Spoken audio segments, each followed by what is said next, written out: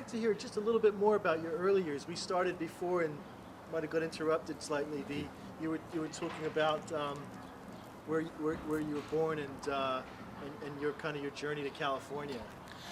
Yes, when I was participating in the civil rights movement, I was released from jail in October 1963 on the condition that after graduation I would leave the Selma, Alabama area. Okay, and that is exactly what happened. My brother, who died last year, came to Selma and picked me up after I graduated and brought me here to California.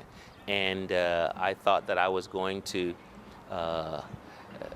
become gainfully employed and further my education here in California, only to find out that I had a draft notice in my mailbox, and which meant that I had to go into the Army.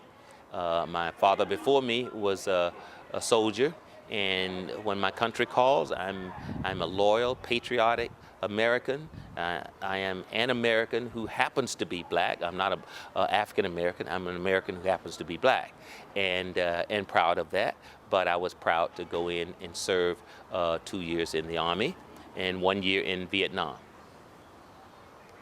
And how come your brother brought you here? What ties did he have to the area? Okay, my brother was already here and gainfully employed here with the Thrifty Drug Company at the time, and he was managing one of their stores, and he knew that I was leaving. I had to leave Alabama, and California at that time was considered the land of opportunity, so I was glad that he gave me an opportunity to come out here. What were some of your first jobs after coming out of the Army? The first thing I did when I came out of the Army was I took a test to become a fireman. The Compton Fire Department was all white, and the fire chief, Chief Lewis Parsons, was also a white man. And I didn't know when I came out of Vietnam that he was actually my landlord as well. So I talked to him one day. He was cutting the lawn. The first Saturday I got there, he was cutting my lawn, and I said, "Hey, fella, would you like some lemonade or something? You look pretty hot. You're sweating there or something, you know." He said, "Oh, I'm just fine." And then I offered him. I said, "Well, you want some water?"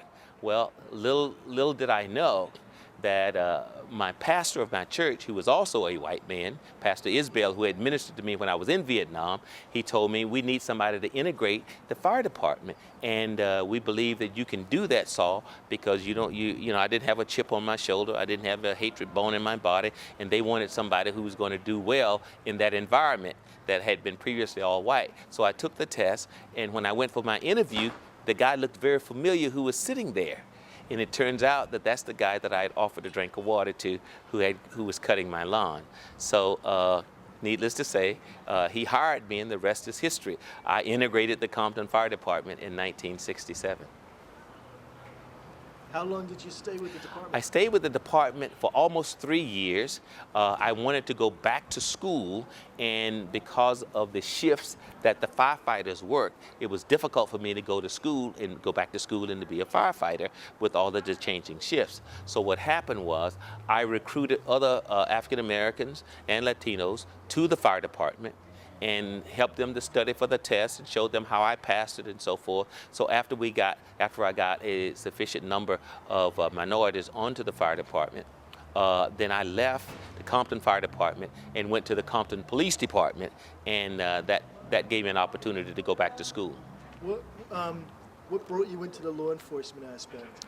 Well, my experience with the law in Selma, Alabama, my experience with Sheriff Jim Clark and how they treated Martin Luther King and how they treated us, I thought that I could be a better shining example of law enforcement that was really peaceful and peacekeeping, as opposed to being the heavy Gestapo type law enforcement. So it was an opportunity for me, and the community was calling, so I left the fire department and I went to the police department.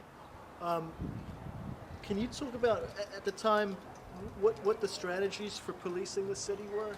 Well, the strategy, the concept that I went in with, at that time they were hiring only people who lived in the local area, okay? And because I lived in the local area, and they wanted people in the area to be Compton's finest, the philosophy was all about self-governance, self-control, self-contained community with police officers who lived in the community who could relate to the kids of the community. And that's when and why I went to the police department. Do you think that that same logic helps you here at Gardena High? Well, I think so. I think so. You want to be a part of the community. I work here 6 days a week, and I enjoy it. And even on Sunday sometime, I have a reason or a need to come back to my classroom or to come back to the school for something. But as I said, when I get here in the morning until I leave here, I don't even have time to make social phone calls, you know. And even on my conference periods, I'm either covering for another teacher or doing some kind of work for the senior class.